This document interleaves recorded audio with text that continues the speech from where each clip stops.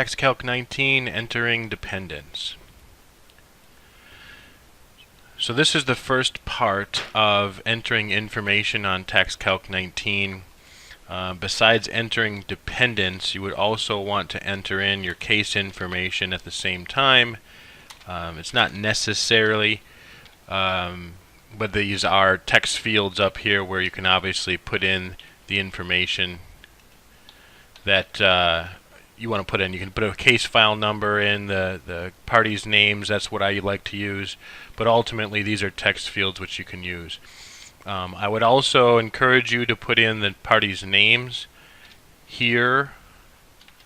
So I have Henry, and he is 38, and Julie, who is 35. The reason I like to have the names in there is you'll see the names actually are used throughout the program, and they'll show up in different areas instead of just spouse A and spouse B.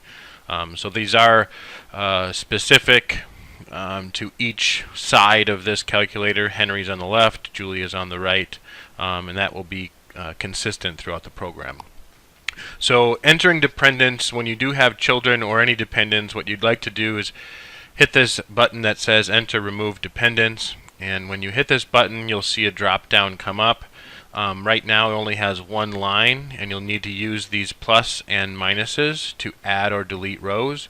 In my example today I have 3 children, so I like to just simply add 3 rows and then go in and enter in the dependent information. The name field is not a required field, however the date of birth is a required field, so you want to have an entry in this date of birth field.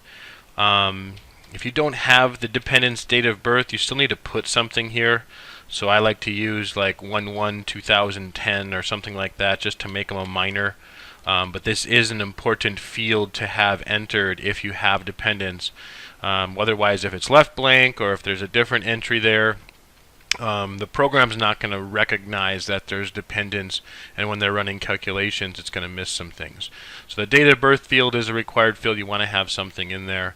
Right next to the date of birth there's a Y, and if you click on it you can actually toggle it to N. By default everything's going to be a Y. What that refers to is yes, these children or these dependents are going to be captured in the child support calculation. You'll learn a little bit more about child support in the lesson number 3, but for right now what this refers to is this child or dependent being calculated or included in the child support calculation? Yes, by default they all are.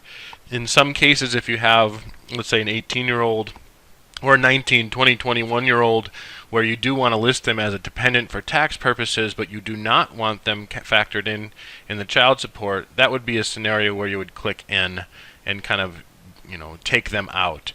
I've also used this to, run calculations very quickly with 3 children, and then let's say you want to run a child support calculation with just 2.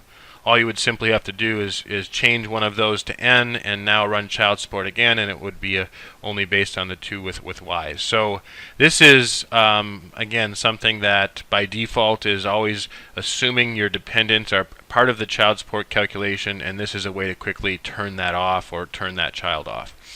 You'll see after you hit the date of birth, the year-end age is put in there. That's for tax purposes, so it may not be their current age, but it will be their age at the year end for tax purposes.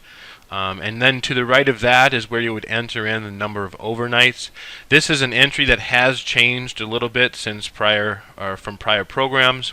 It now requires you to enter the overnights for both Henry and Julie.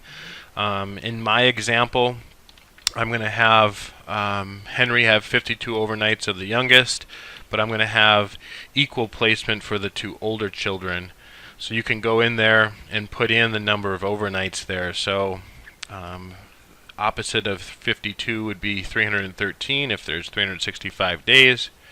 And then obviously 182.5 to get 50/50. The reason that you have to enter in both is mostly due to our kind of changes to the child support calculations for equivalent overnights. What now is possible is you can have more than 365 days. So for example, you might have 200 days with Henry and you might have 200 days with Julie. You can enter it that way once you start counting those equivalent nights. So there are certain cases where you have more than 365. That is okay. How you'd want to enter that is to put in the actual overnights, including that equivalent care, and figuring out the actual overnights here. When you run the calculations, it will obviously break that down into a percentage and capture it correctly. So that is the reason why you need to enter both, is certainly because it could be more than 365 with our new child support calculations. The other thing I would point out is within these sections, these are calculation cells, so you can do a calculation if you're comfortable with Excel and understand how to do that. I like to do that quite a bit, so if I couldn't figure out or didn't have a calculator to figure out how many overnights would be if Henry had 52, how many would that leave with Julie, you could do a calculation. You can start out with the equal sign, 365 minus 52, and it will give us that number. So you can always run calculations in here if you're not able to do it by hand. I think the other part of this is, people often refer to a 9-5 schedule or something like that.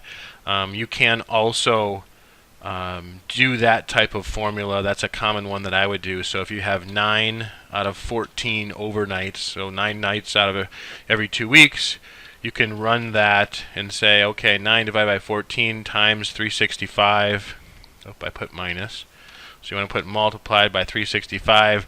That'll give you the number of overnights on a 9-5 schedule over 365 days.